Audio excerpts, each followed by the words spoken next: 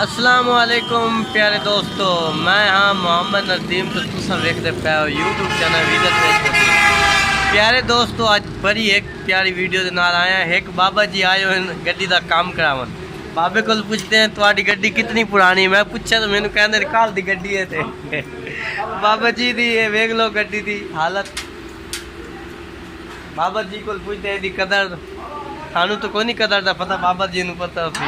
बाबा जी अस्सलाम वालेकुम। वालेकुम सलाम। बाबा जी क्या हाल है? अल्हम्दुलिल्लाह। बाबा जी में कितना मॉडल है? अभी 93 मॉडल। 1993 मॉडल। बहुत पुराना मॉडल नहीं? पुराना मॉडल। ओ एडी ताकत तुकत है ये छुट्टी दे बिल्कुल में भाई इने समय स्टैंडर्ड ते खड़े।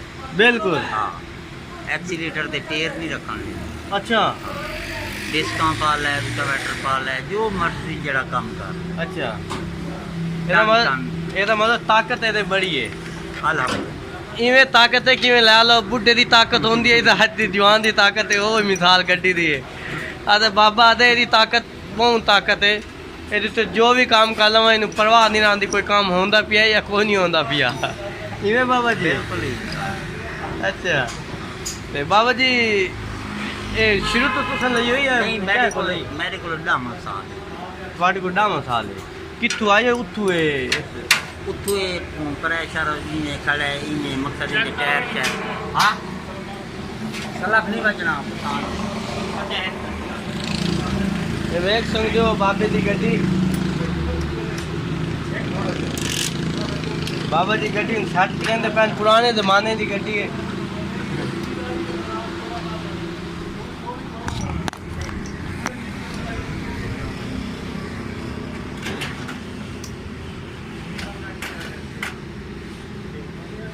बाबा स्टार्ट तो होनी नहीं। हो गई।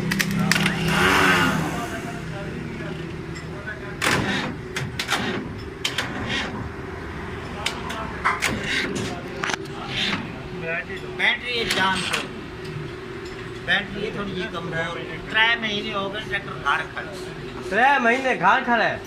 मेरा निक्का फौत थी क्या मैं मेरा ट्रैक्टर कटा ही नहीं। अच्छा वो फोटो है कि नहीं होया? अटैक हो गया। अच्छा। दो थी हाँ।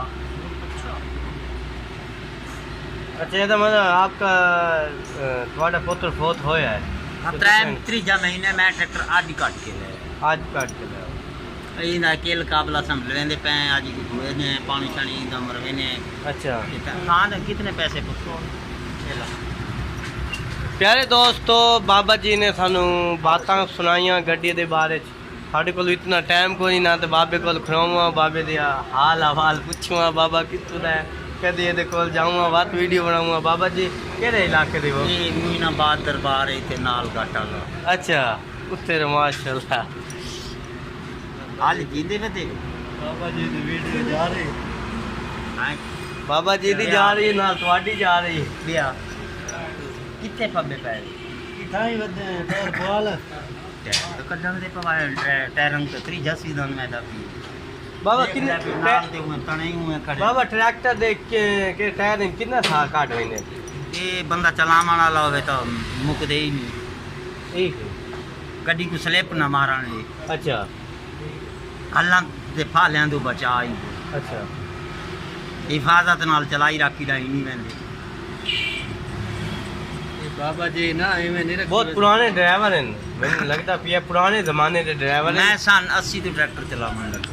सन 80 तो? जी जा बाबा जी वाते माशाल्लाह तू सब पक्के ड्राइवर हावी ड्राइवर हो। ते मैं चलावा नहीं लगा भाई रदू खान ने सोरा को मैं 20 साल ट्रैक्टर चलाया। 20 साल ते चलाया है 640।